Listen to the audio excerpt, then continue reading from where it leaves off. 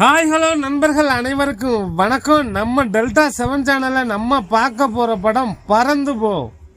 பேரன்பு, தங்க மீன்கள், தரமணி போன்ற தரமான படங்களை எடுத்துள்ள இயக்குனர் ராம் அவர்கள் இயக்கிய படம்தான் பறந்து போ. இந்த படத்தில் நடிகர்கள் சிவா, மாஸ்டர் மிதுன், ரியான், கிரேஸ் ஆண்டனி, அஞ்சலி, விஜய் யேசுதாஸ், அஜு வர்கீஸ், தியா, பாலாஜி சக்திவேல், ஸ்ரீஜா ரவி மற்றும் பலர் நடித்துள்ளனர். Director Ram, music Santhosh Dhayanidhi, cinematography NK Ekambaram, editing Mathi VS, producer Ram சில பேரோட இணைந்து இந்த படத்தை தயாரிச்சிருக்கார். இந்த படத்தோட கதை என்னன்னு லைட்டாக சொல்கிறேன்.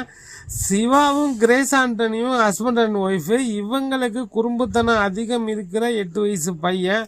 அவனுக்கு படிப்பில் பெரிய ஆர்வம் கிடையாது. அவன் அப்பா என்ன வெளியில் கூட்டு போவியா மாட்டியான்னு நச்சரிக்க வேறு வழி இல்லாமல் அவனை கூட்டிகிட்டு பைக்கில் ஒரு ட்ரிப்பு போகிறாரு.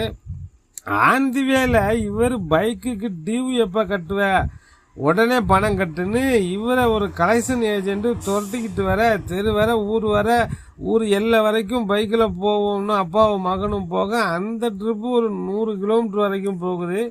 இந்த ரோடு ட்ரிப்பில் அப்பாவுக்கும் மகனுக்கும் கிடைத்த அனுபவங்கள், பாடங்கள் அவங்களுக்கு மட்டும் இல்லை, நமக்கே ஒரு அனுபவம் கிடைக்கிது.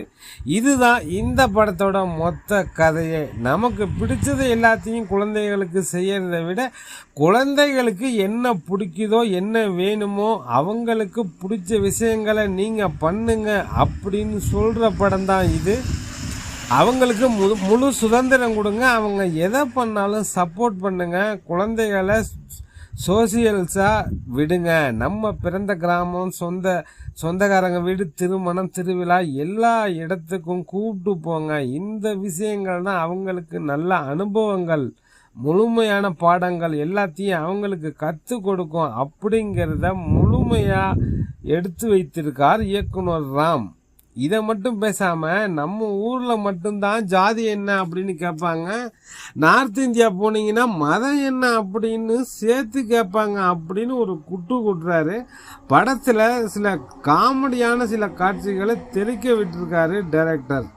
சிவா டக்குன்னு கவுண்டர் கொடுத்து சிரிக்க வச்சுடுவார். அவர் எப்படி இயக்குனர் ராம் படத்தில் அப்படின்னு நினச்சா, ராம் தன்னோட வழக்கமான இலக்கணம், எமோஷனல் இல்லாமல் வேறு மாதிரி காமெடியாக வேறு ஜேனரில் இந்த படத்தை எடுத்திருக்காரு. சிவா ஒரு சில விஷயங்களை அவரோட ஸ்டைலில் சூப்பராக ஹேண்டில் பண்ணியிருக்காரு. மிதுல், ரியான்